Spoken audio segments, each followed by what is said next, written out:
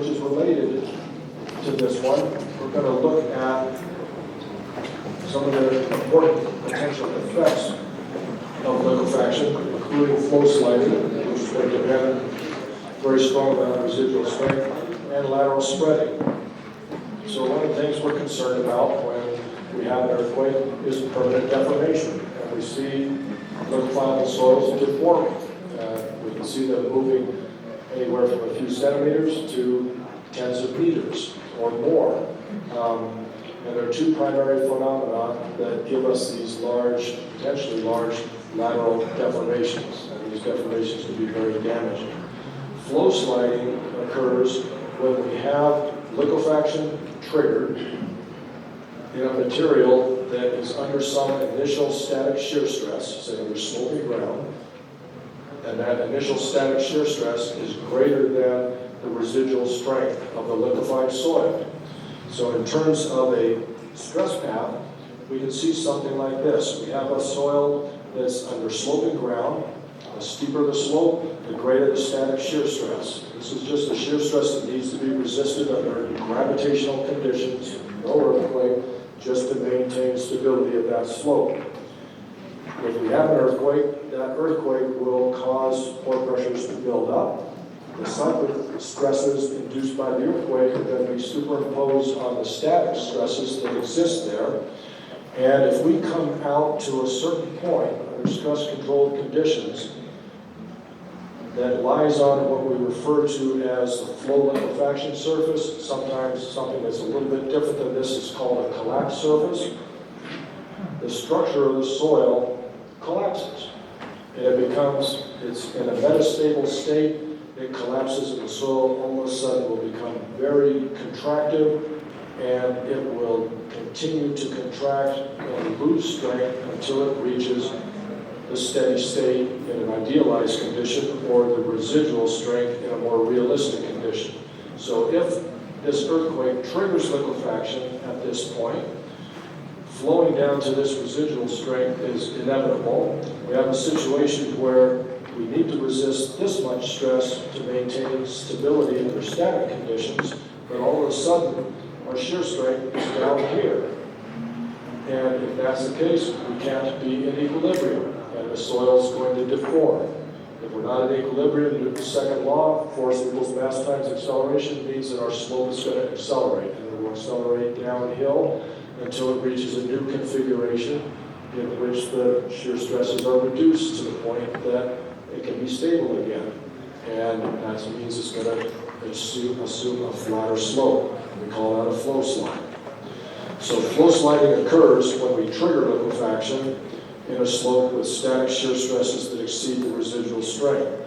If we trigger liquefaction, if we don't trigger liquefaction, even if we have a slope with a high static shear strength that's greater than the residual strength that would occur if the soil liquefied, we won't have flow sliding occurring. If we have a factor of safety less than 1, so that liquefaction triggers, but our static shear stress is less than the residual strength, flow sliding won't occur. This could happen if we have a high residual strength, say with a relatively dense soil, or if we have a low static shear stress, say in a flat slope. So there's two states that we can be in prior to ground shaking. If we're up here, somewhere up in this range where our static shear stress is greater than the residual strength, we can have flow sliding if liquefaction is triggered. If we're down here, our static shear stress is less than the residual strength, we can't have flow sliding, even if liquefaction is triggered. Down here, we'll tend to have lateral spreading occurring if liquefaction is triggered. So the purpose of the earthquake is basically to build up pore pressure and bring us to this unstable state on the flow liquefaction surface. That's what the earthquake does. The failure and the large strains that develop are driven by the difference between the static shear stress and the available residual strength. If the residual strength is only a little bit less than the static shear stress, the soil's not going to have to move very much. The unbalanced force is small, it's not going to accelerate very far, it won't move very far. But if there's a big difference, if we have a really soft, weak, loose soil, our steady state point or our residual strength may be very low. And if that's the case, you may have very large deformations. And the kinds of flow slides that we've seen, Brumadinho, that just occurred in Brazil earlier this year, very large deformation, very rapid. It wasn't triggered by an earthquake, but if an earthquake had occurred, it could have triggered that slide earlier than it actually occurred. And I think almost everybody has seen the video of that. It's remarkable how fast and with how little warning these kinds of flow slides can occur. If we're going to evaluate the potential for a flow slide, since it really is driven by static stresses, we typically use static stability analyses to determine the likelihood of occurrence. So the first step will be to go through and perform an analysis of the triggering of liquefaction and identify which zones within our soil slope, if any, are expected to have liquefaction triggered.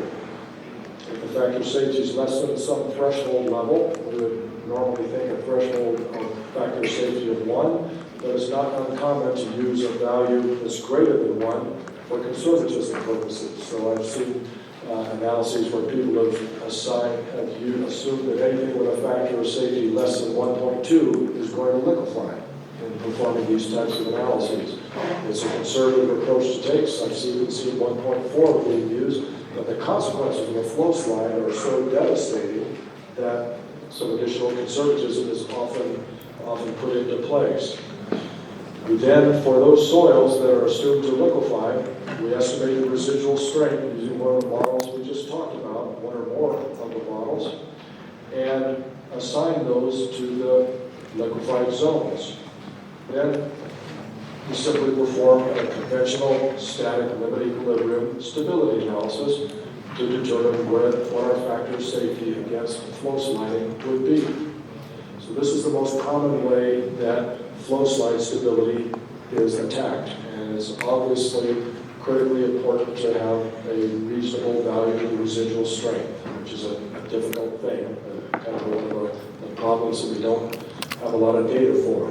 And so the ability to characterize the uncertainty in that residual strength can be very useful if we've characterized it properly. Another approach that people can take is to perform, say, a finite element or finite difference analysis, identify the zones where liquefaction is expected to occur, and then in that finite element analysis, reduce the strength, usually in a small series of relatively small steps, and let the slope move, come to equilibrium after each of those steps to get an idea of what the mechanism of sliding might look like. It's an approximate procedure, but it can give you some information that you might not otherwise have. It can be useful. If we have situations where we have sloping ground, even very gently sloping ground, half a degree, 1 degree or 2 degrees, we have pretty low static shear stresses, but they're not zero. And if liquefaction is triggered, even though the strength is less than the residual strength, we will see an accumulation of permanent strain in the liquefied soil. And that permanent strain, if we integrate it over the thickness of that liquefied soil, leads to permanent deformations. And we may see evidence that looks like this following earthquake shaking. We may have a liquefiable zone down here beneath a non-liquefied crust. It could be a different material like a clay, or it might just be dry sand above the water table.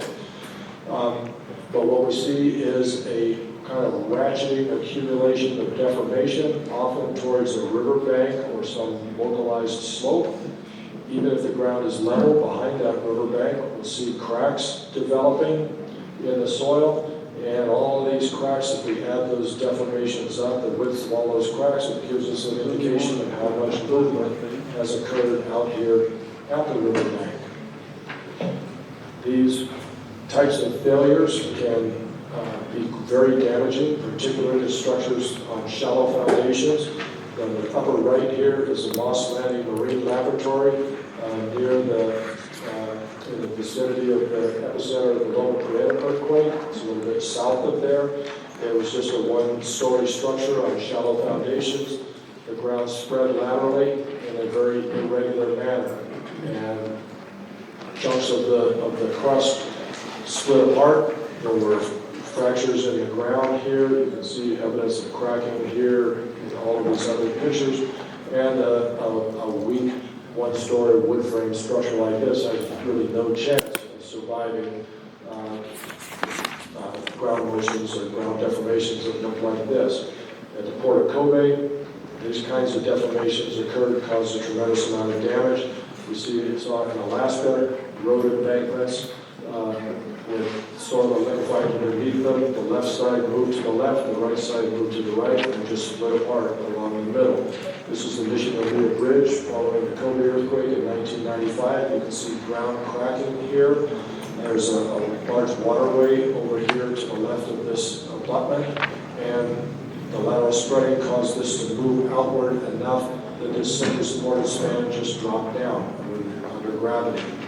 At Moss Landing, there's an inclinometer in the ground. The soil profile looked like this. There's a sand layer down here, 2 to 3.5 meters or so. The inclinometer recorded the deformations that existed there. You can see that most of the deformation existed in this area. There are really four types of approaches that can be used to predict lateral spreading displacements. It's a complicated problem. There is a purely empirical approach, what we might describe as a semi-empirical approach that's based on both case history and laboratory data. There's a sliding block analysis approach and numerical analysis approaches. The purely empirical approach, the best example is that prepared by Les Yao, originally with Sue Bartlett, but updated later. He requires that a user characterize the slope either as an infinite slope, which he calls a ground slope model, or a free face, such as where we have a riverbank with flat ground behind it.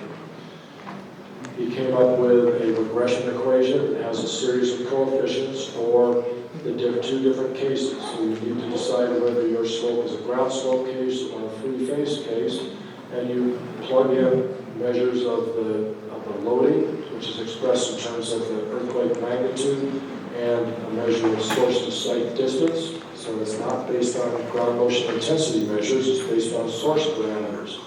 There are parameters associated with the thickness of the liquefiable soils, or the soils that are assumed to contribute to permanent deformations. I'll come back to that. Whoops, I won't come back to it. There is, for the free face case, a slope ratio. It's the ratio of the height, or the length to the height. There is an infinite slope value that's used for ground slope cases. There's this T15 parameter. There is, and T15 is the sum of the thicknesses of all layers with standard penetration resistances of 15 or lower. Okay? I'm going to come back to it after I describe a couple others. There's a fines content of those layers that have blow counts less than 15, and there's a mean grain size of the layers that have blow counts less than 15. This T15 parameter implies that a soil with a blow count of 14 blows per foot would produce permanent deformations. One with 16 blows per foot would not. So it's a step function there. He tested T10, T15, T20, and so on, and found that T15 gave the best fit to the available data. It also implies that a soil with a penetration resistance of 14 blows per foot and one with a penetration resistance of 4 blows per foot would move by the same amount. And we know that soils don't behave that way. So this is an example of a procedure that is statistically optimum, but it's not consistent with soil mechanics. We know that soils move less or displace less, strain less, as the density increases, but it does so smoothly. We don't see a step function at 15 blows per foot or any other deformation level. So that's a limitation that we need to keep in mind if we use an approach like this. The semi-empirical approach developed by Zhang and Robertson is based on the idea of a strain potential. That's based on laboratory tests. So they took laboratory test data from Japan that showed how the strain, a maximum cyclic shear strain, was expected to develop as a function of the factor of safety against liquefaction and the relative density of the soil. And so for factors of safety greater than 1, where liquefaction is not triggered, we see small strain levels, as we would expect. As the factor of safety drops below 1, we see that the amount of strain is very sensitive to the relative density of the soil. And when we're down at low relative densities, say low penetration resistances, we have high levels of shear strain. They're truncated here at different levels, but John proposed that a liquefaction or lateral strain displacement index be calculated by integrating these strains over the thickness of the soil layer. And so starting from the bottom, where you have no liquefaction, you would integrate these strains, which gives you a displacement that would increase as you go up to the top. It would increase quickly where you have a looser soil that's going to do more straining. So this is just based on laboratory data. It's actually based on laboratory data without initial shear stresses, so it's not a direct relationship to lateral spreading phenomena, but it gives an indication of how soils soften as their density changes. That LDI then is used in a calibration against field data to relate the actual predicted displacement to either the ground slope or to the free face ratio, with these being defined the same way as Youd and all had defined them. And so you still need to decide whether you're going to model your case as a ground slope case or a free face case. But there's more of a soil mechanics basis here. We see a smooth change in the strain as the relative density changes. It doesn't imply the kind of step function that we saw in Youd's procedure. There's also a sliding block approach. Professor Gray will talk in some detail tomorrow about sliding block methods of analysis that we typically use for non-liquefaction cases to provide an indication of how much deformation we might expect from a given slope. What Olson and Johnson did was to perform a series of sliding block analyses to predict how the displacement would change as the level of acceleration at which failure would occur increased. And they also performed a series of pseudostatic analyses. So they took some case histories, about 30 case histories that they selected, took the observed displacement, came up and found the yield acceleration, applied that yield acceleration in a pseudostatic analysis, and determined the strength ratio, mobilized strength divided by the vertical effective stress, that was consistent with this displacement line. And they did that for their 30 case histories, and they found that the strength ratios were consistent with what Olson and Stark had found when they calculated flow slides. And those relationships look like this. I showed them previously. This implies that the lateral spreading displacements can be predicted with sliding block analyses using strengths that you get from flow failures. Now, when lateral spreads occur, the deformations result from the accumulation of strain, of permanent strain in the soil. The strength of the soil is really never mobilized. In a sliding block analysis, movement only occurs when you exceed the strength of the soil. And so there are some real mechanical issues, mechanics-related issues with applying this type of an approach to a lateral spreading problem. I don't recommend it. I had a student look at this from a probabilistic sense, and we found that the uncertainties in this approach are extremely high. Logarithmic standard deviations of 1.5 or so, which means you could basically get any answer. So it's a procedure that gives you a number, but it's not a reliable number. So very, very high levels of uncertainty in that approach. I'll go through that. We can also use numerical analyses with improved constituent models that can represent lateral spreading and the behavior of liquefiable soils, including phase transformation behavior, which is critical. Things like the PM4 sand model and others that do similar things There is a pressure-dependent multi-yield model in the Open Seas program developed by Ahmed Ogama, which does similar things. There's a flip code. The Susumu EI has a very good liquefiable soil model in. We can capture this phase transformation behavior, the buildup of pore pressure, the softening of the soil, the stiffening that occurs as soils dilate, and we can predict the complicated stress-strain behavior, put it into either a finite element or finite difference type of analysis, a stress deformation analysis, and get a good indication as to how lateral spreading can develop in a slope. It's hard to say that we can make accurate analyses or predictions in advance of earthquake shaking, but it's a more accurate procedure than the others that we have. It requires that you be able to calibrate your constituent model. I think its primary value at this point is in helping us understand the mechanics and the nature of the deformations that develop in these types of analyses. But they should, in my opinion, be supplemented by empirical procedures to put more of a reality check on the deformations that they will predict. But when they're applied in say, centrifuge tests, they can produce some very good results and show us how the soil is going to behave and what the nature of the deformations are going to look like. And that can be a very, very useful thing. So to summarize, flow sliding is a phenomenon that doesn't occur very often, unfortunately, because its effects can be very devastating.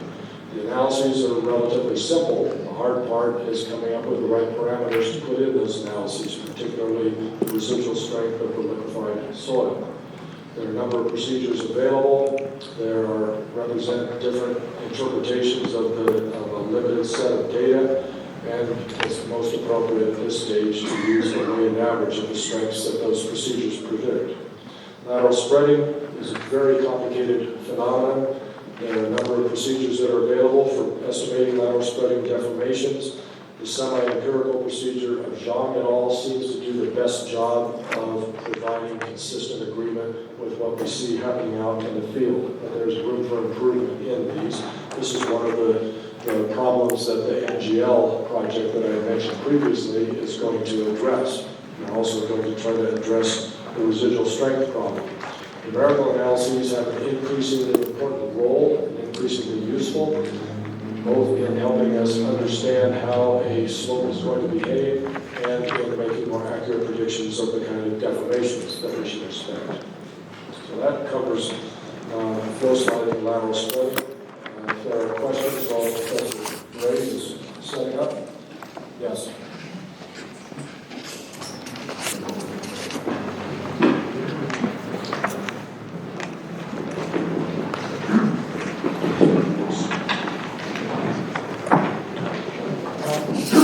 When it comes to the flow surface, we can find on your book, you recommend some values for the steady state condition and the angle, which is called C, I think. But there's no a lot of information how we can get those parameters in order to evaluate the possibility of flow. To get the position of the flow liquefaction surface? Yeah, because you kind of mentioned that we have like this critical steady state condition, and there's this angle, which is called C, which is the flow angle for the trend. We don't get much information how can we get this. You can perform monotonic cyclic triaxial or simple shear tests on soils that are consolidated to a high effective stress to make them very contracted, and you'll see that that's actually run in your direction. The stress path will build up, reach a peak, and then flow down to whatever steady state strength there is. If you perform several tests at several different confining pressures, you can pick off the points that fall on that flow liquefaction surface and be the points at the peaks and the uppermost points of those stress paths. So that would be the way you would determine it. And normally in the testing that I perform, in an isotropic test, that slope is about 2/3 of the slope of the failure envelope. But as you increase this, if you run anisotropic tests to simulate the initial conditions and a slope, that flow liquefaction surface moves up. And eventually, if you apply your initial shear stress very slowly and continue to increase it, that flow liquefaction surface will become so steep that it merges with the failure surface. And at that point, you've effectively performed a drain test. So it moves. It's described in chapter 9 of my book, and that was kind of what I did my PhD work on about 100 years ago. Okay, for those people that will be around right after we finish to answer